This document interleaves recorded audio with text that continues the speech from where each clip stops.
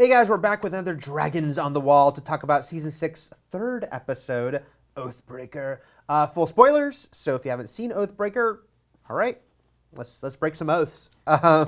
So right off the bat, we have to talk about a character that if you haven't seen Oathbreaker in the last episode, hey, Jon Snow. Jon Snow, that guy. It's so funny because so much speculation about the season was, is Jon Snow alive or dead? That now that he's back, it's like, oh, this is the Jon Snow season. His storylines, I think, thus far, even when he was a corpse, have been the best parts of the show. Yeah, because it's, Jon, that's the reason that so many of us thought Jon has to come back is because it would have just stopped the story in so many ways. So yeah, now that he's back and back surprisingly early, right, he's once again a major player in this story. God, the end of the opening of this episode and the closing of that episode, which are the two Jon Snow scenes, were two of my favorite parts.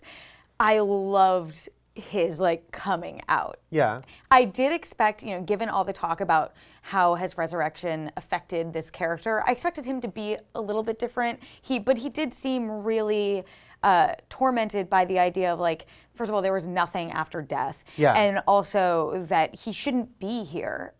This is going against the laws of gods and man, right? Yeah. He is brought back from the dead and that's off. But yeah, I love that. And then the way it closed with him just giving good old Dolores Ed, the Lord Commander. You got this. Cal. Yeah, he's like, you're fine. And now my watch has ended. Mic drop. Right.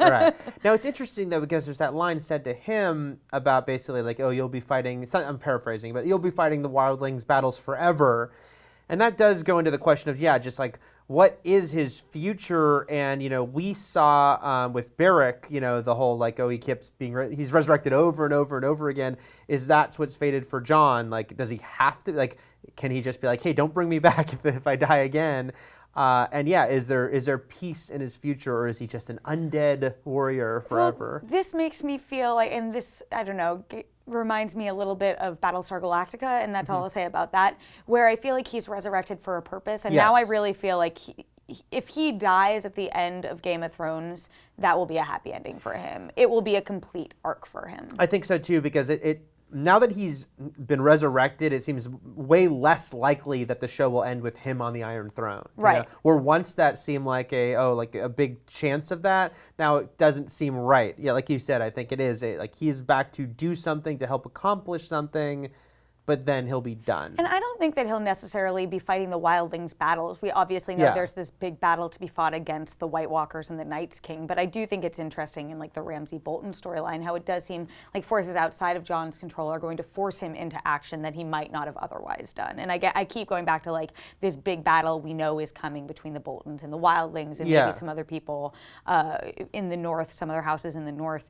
So I feel it's building up to that, but I still don't think that's Jon's purpose here. Right. Plus, it's kind of an old way of thinking of things for people that are going by these sort of old both alliances and enemies, because the wildlings enemy is the same enemy. The White Walker is going to be everyone's enemy. So if you're kind of right now, there are people ignoring that or just don't even have it on their radar, like Ramsay. Right. But soon it's going to probably affect everyone. Let's talk about the title of the episode, Oathbreaker. The most direct reasoning for this clearly would be the end, because Jon Snow, Night's Watch, leaves it all behind. Though I technically don't think that's him breaking his oath. Right. I think that's caused some confusion with people. Why is it called Oathbreaker? If Jon died, his watch ended, that is okay. That's the end of it. I think technically the other people, when they mutineered, broke their oaths. Right. I think that was brutal, the fact that the way we saw them die, and I think, no one has ever dies that quickly from being hanged, right?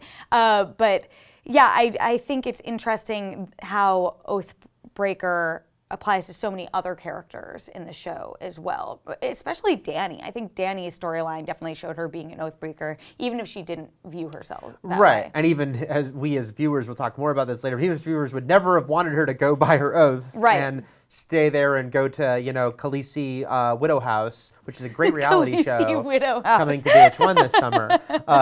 So, definitely catchier than Vice Dothrak. Right. But that was supposed to be what she should have done if she'd gone by sort of the rules of the Dothraki. She did not. So she is considered a Oathbreaker by these other Dothraki women, well, the Dothraki in general. And then there was interesting, we were talking about Arya and sort of, did she break her oath in a different way? And also the big flashback, the big Tower of Joy flashback, which I was like so excited about. There's some, I don't know if Ned necessarily broke an oath, but he did break this aura of being this perfectly honorable man when we see that he and Howland Reed killed Sir Arthur Dayne by stabbing him in the back, which was like traumatizing to Bran to find out that his father, who he held up on this pedestal, actually maybe didn't deserve to be up there. So I think Ned also could go into this theme of the episode of Oathbreakers. Yeah, but it's always, it's such different ways. Like, with Arya, it's like if she broke an oath, she took someone off a list of people to kill, at least for a while, which was her own personal vow. And was that a good vow to have, to one of vengeance? Of course, we as the audience are rooting for her to kill a lot of these people because we know they're despicable. But we like the Hound, so it was more like, okay, maybe that was a good oath to break. And then going back to Jon, whether or not you think he's breaking his oath to the Night's Watch, and I'm with you, it's like, hey, he died, man. He's got an out.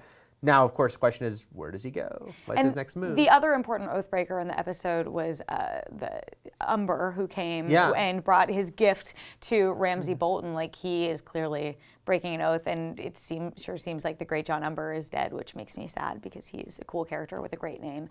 So another big Oathbreaker, and that means bad news for yet another Stark. Yes. Well, okay. So first of all, let us know what you thought about, who were the Oathbreakers in this episode. Was it referring to all the characters we were talking about? Some, and are there some we didn't mention, perhaps, that broke some oaths along the way? Let us know in the comments of this story.